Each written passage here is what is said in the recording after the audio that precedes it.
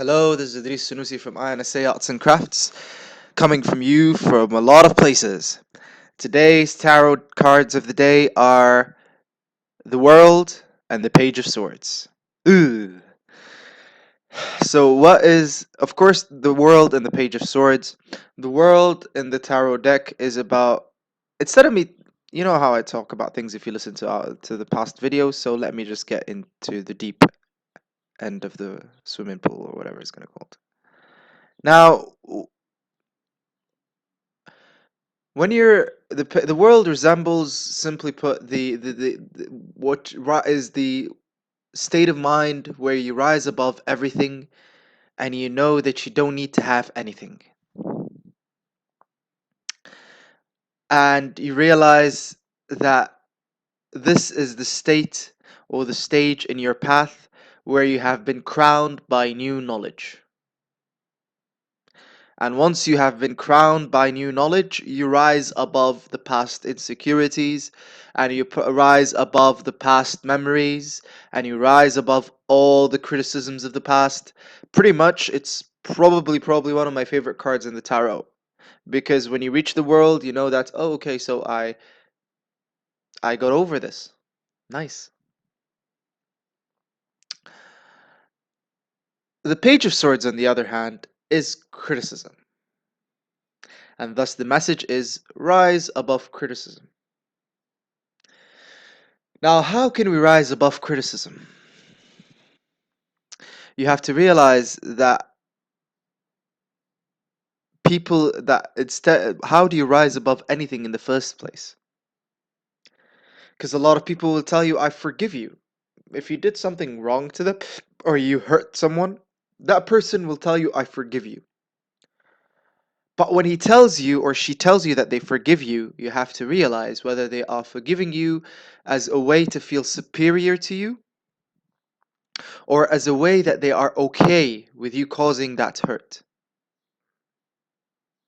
And for them to be okay for you causing that hurt, that means that they can protect themselves from you hurting them.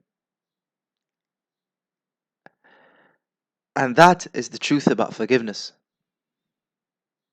and rising above something. To rise above something, you know that it has no control over you, and thus you're okay with its existence in your life. Now, how could you rise above criticism? Because criticism can be very hurtful, especially with what happened. Like, a very good example is what happened yesterday with the bombings in Manchester. And a lot of Muslims will be criticized for something they had nothing to do with, absolutely. And a lot of people will be criticized for not standing up to Muslims and not being racist and bigot. The point is, at the end of the day, what's happening here, how to rise above criticism is to realize that, are you blaming your hurt on someone that you can hurt rather than someone who caused you the hurt, himself or herself? And what I mean by that is, for example, in projection in relationships, when we project a problem from our past, let's say, for example, a mummy issue or a daddy issue. You had a problem with your mother, and you still did not resolve that problem with your mother, be it whatever reasons. She's dead, she's a narcissist, and trust me, most of the times you cannot resolve issues with narcissists, because narcissists are just, they are so stuck up their own asses, they don't see when they're wrong, and even if they see they're wrong, they'll just give you a bunch of denials, and it's just gonna drain you, and then they're gonna get more control over you. So the best way to resolve a situation with a narcissist is to leave them. And I'm not talking about the normal narcissist, I'm talking about the malignant narcissist, so don't get me wrong. Now, once you if you did not leave that narcissist behind, what happens is, or what happens is that you interject the draining that happens between you and that narcissist. And that interjection or interiorization of that form of interiorization of the hurt and the drainage becomes an addiction, because you assume it's like smoking cigarettes or taking certain drugs that are very addictive. Your body tells you they are harmful, but what you do there, you accept the pleasure and take the harm as a payment for the pleasure. And then you use the pleasure as some sort of drainage for that harm. So, how can you rise above that? Well, simply put, understand that you can get those pleasures without the hurt. And what I mean by that is that you can get those pleasures by learning how to dance.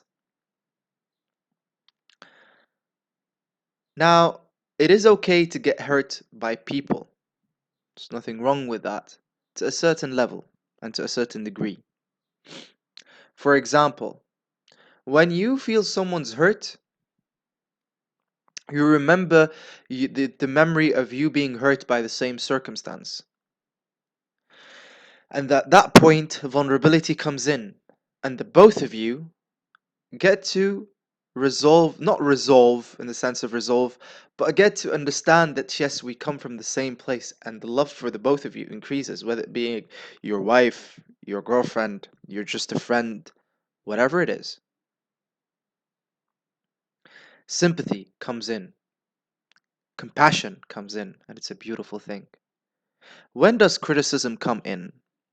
Criticism comes in when you don't want to remember that memory because you haven't resolved it yet. Now, and what is the resolution of the memory? Is the resolution that it is not your fault, but at the same time, it is your fault. How could you think like that if it's in contradictory terms? I'll give you an example.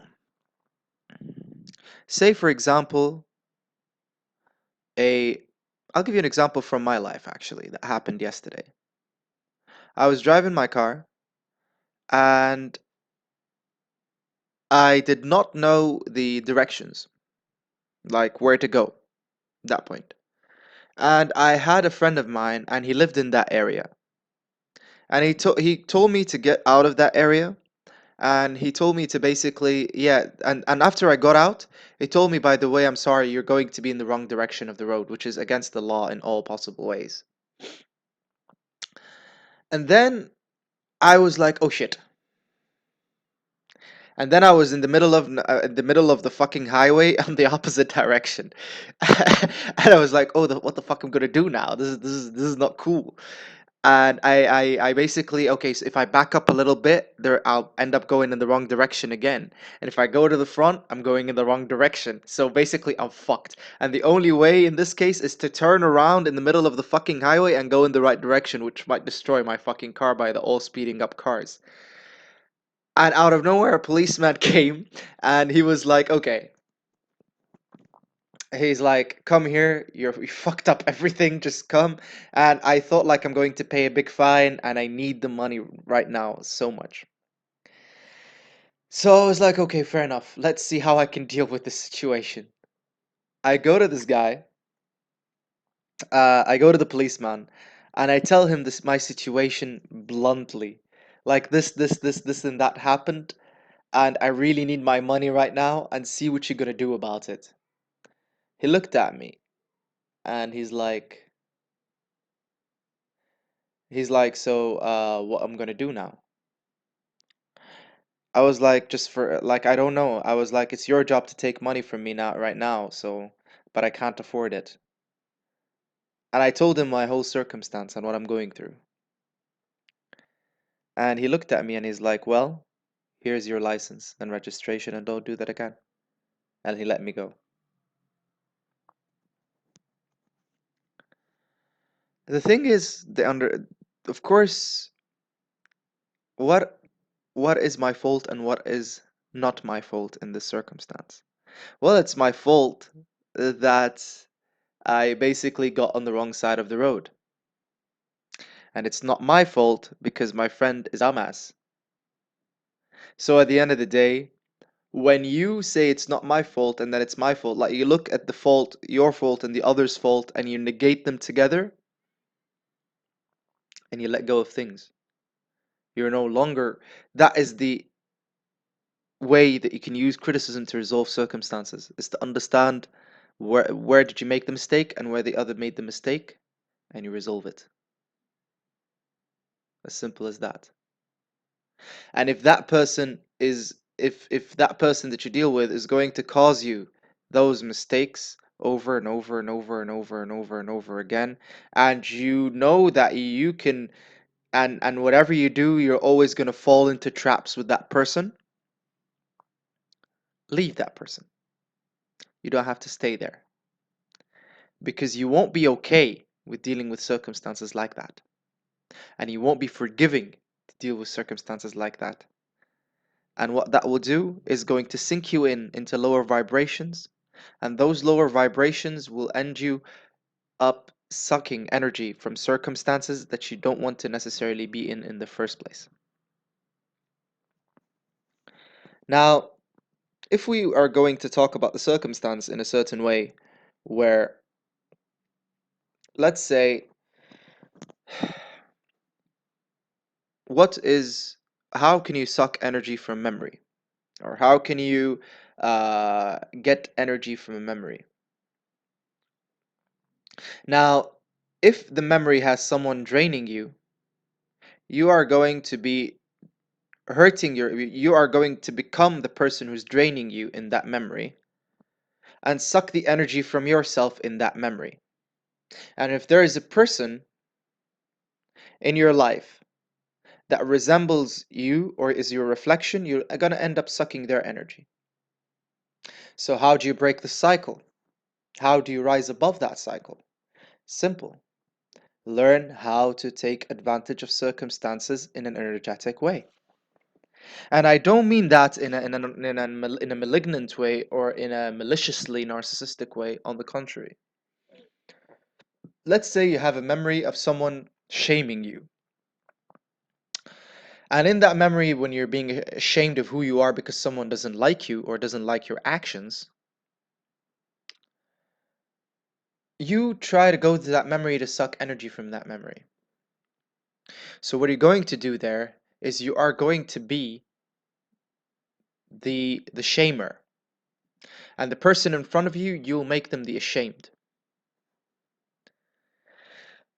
Now, instead of doing this, what you do in this circumstance is you have awareness to see that memory and not to identify with it. To be like, oh, this is in the past. And I am low on energy right now. And I mean mental energy, the energy of thought, the energy of awareness. I'm low on energy right now. So how can I rise above this memory without it actually demonizing me into something that I don't want to become? Because your resistance to that memory is what causes dysfunction. So what you could do is you rise above that memory, you resolve it on your own, and then you come back to that person. Or, and another way, if you trust that person, you resolve that memory by telling them about it and telling them, I have the tendency to be that person and I still have to resolve that memory. Are you okay with this? So they can raise their defenses when you are unconscious to this pattern, and they can protect themselves from you. And that does not mean you're evil. It just means that you need time to resolve that memory.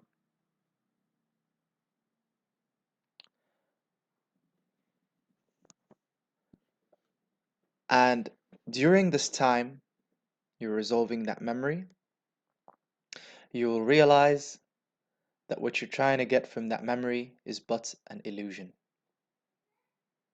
What you're trying to get from that memory, be it approval, be it acceptance, be it whatever it is but an illusion.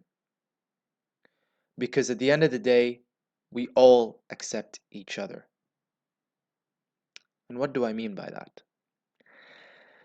When we love someone, we don't really, we, for us to love someone, we actually put all of our defenses down.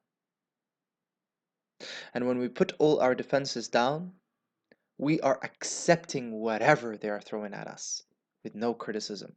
Because as I said before, there's no such thing as conditional or unconditional love. Love in its nature is unconditional. It is all accepting, all encompassing. And that's why when you love someone and they hurt you, it's really hard to forgive them. Because at the end of the day, the one thing that we can't forgive ourselves for is loving the wrong person. Because there's no such thing as loving the wrong person. There is lack of awareness during times of love. And what is awareness during times of love? It is the acceptance of love as a game within itself. A game that depends on good and evil equally in balance. Where someone is going to do the hurting and someone's going to be in pain. Someone is going to be in pain and someone is going to heal them. Someone is going to heal the other. Love is a beautiful, beautiful game because it does not have good or evil. It's just your job to keep it balanced. That is the world and the Page of Swords, the message from the world and the Page of Swords today. I love you guys. May no order hinder you, and may chaos be your authority. In love.